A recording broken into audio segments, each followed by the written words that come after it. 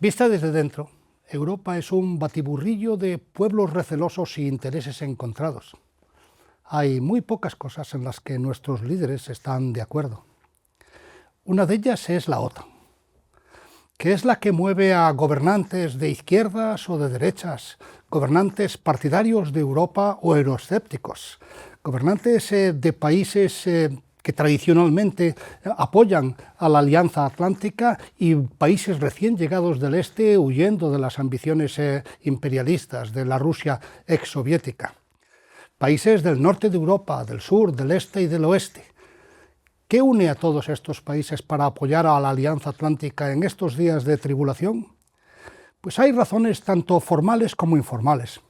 Entre las primeras destaca el artículo 5, ese que dice que un ataque a uno es un ataque a todos, y que ha sido suficientemente disuasorio para mantener la paz en Europa desde el 49, y suficientemente atractivo para las naciones que tras la caída del muro de Berlín, tras la desaparición del Pacto de Varsovia, se sentían amenazadas por el heredero de la Unión Soviética, por la Rusia, sobre todo la Rusia del presidente Putin.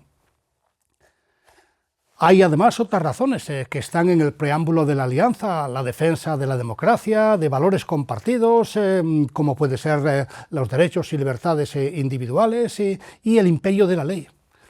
Y es en estos días en que esta última, el imperio de la ley, está siendo cuestionado desde los Estados Unidos por un presidente que asegura que no respeta otra ley que la que le dicta su moralidad.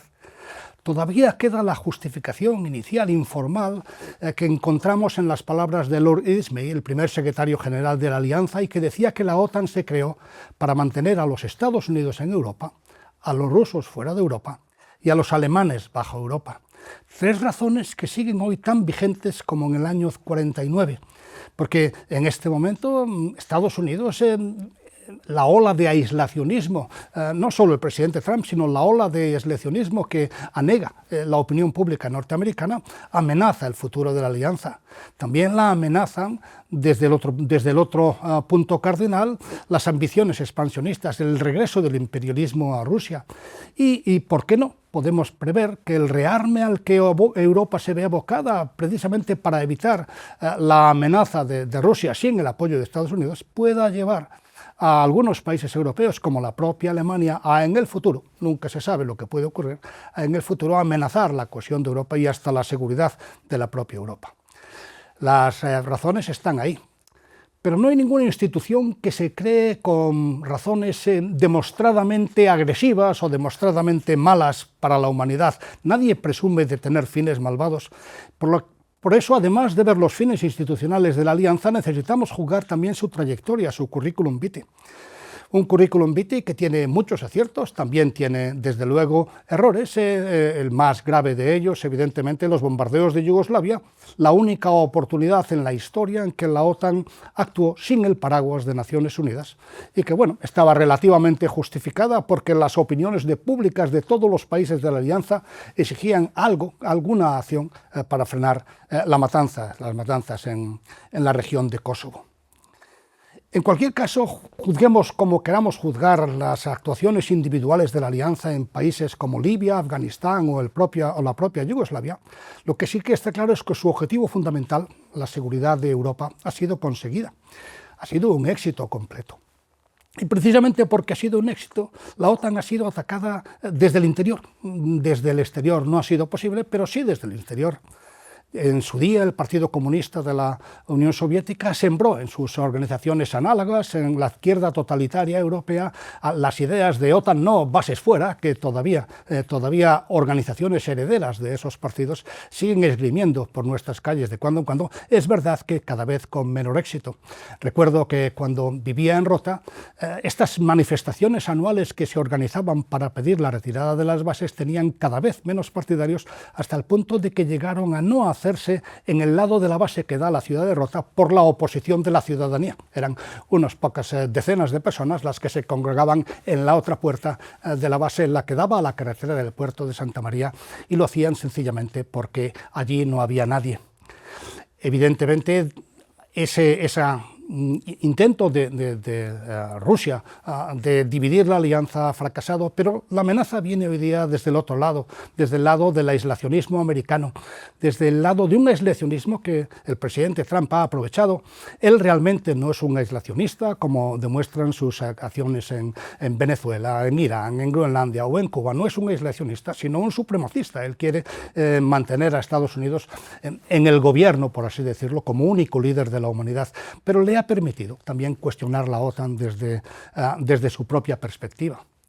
Desde su llegada al poder en su segundo mandato, él ha traicionado la causa europea en Ucrania, disminuyendo la capacidad de la OTAN para disuadir a Rusia de mayores empresas.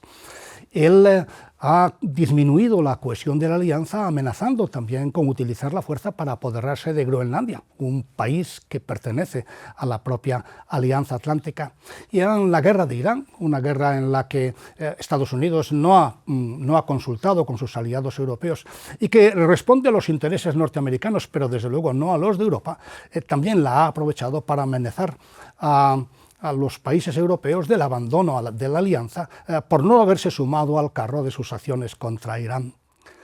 La amenaza de Trump de retirarse de la alianza no es posible. La Alianza Atlántica tiene apoyo en el Capitolio, apoyo en la opinión pública americana. Él no tiene autoridad para hacerlo por sí solo, pero sí puede conseguir que con todas sus reclamaciones hacer más antipática a la alianza a los ciudadanos tanto de Estados Unidos como de Europa.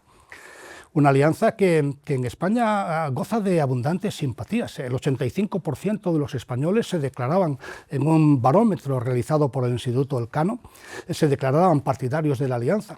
85% es un porcentaje que no encontramos con facilidad en un pueblo que, como todos los pueblos, discrepa de casi todo. El propio Rafael Nadal, que es el español más admirado por sus contemporáneos, apenas alcanza un 7,5 de valoración. Está por debajo, en ese sentido, del número de personas que apoya a la Alianza Atlántica.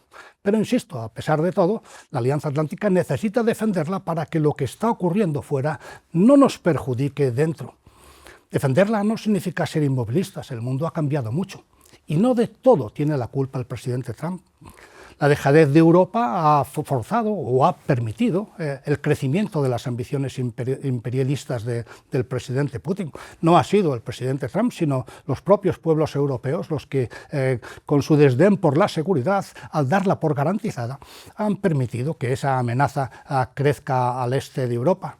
El ascenso de China es imparable y se está demostrando estos días cuando el presidente Xi ha sido capaz de convocar en apenas una semana tanto al presidente de Estados Unidos como al presidente Putin, al presidente de Rusia. Todos esos problemas están ahí y requieren que los pueblos europeos tomemos decisiones sobre temas importantes, sobre si vamos a valorar más de la cohesión de la alianza o si vamos a preferir una mayor independencia estratégica europea. Ambas cosas parecen contradictorias y hay que lograr un equilibrio entre las dos. En cualquier caso, es una decisión nuestra y que no podemos permitir que las reglas del juego nos las dicte el presidente Trump, sencillamente porque nosotros no hemos podido votar por él, nos guste o no nos guste, no responde, no está obligado a responder ante nosotros, no está obligado a velar por nuestros intereses, sino por los intereses de los Estados Unidos. Y esa es una batalla que todavía tenemos que dar, una batalla incruenta. Una batalla en la que tenemos como única arma nuestra voz. La mía, agradezco mucho al debate, al periódico El Debate, que me permita amplificarla para que llegue a ustedes. La suya, con tantos méritos como la mía, que muchas veces no ha tenido esa suerte de encontrar este portavoz, pero puede sonar en cualquier sitio, en cualquier lugar de nuestra sociedad. Y lo hará incluso más fuerte si con mayor compromiso, decide integrarse en instituciones apartidistas y de la sociedad civil, como la Asociación Atlántica Española, cuya función, cuyo trabajo cada día es velar porque ese vínculo transatlántico que todavía necesitamos no lo corten aquellos que, quién sabe por qué oscuros intereses, están deseando hacerlo.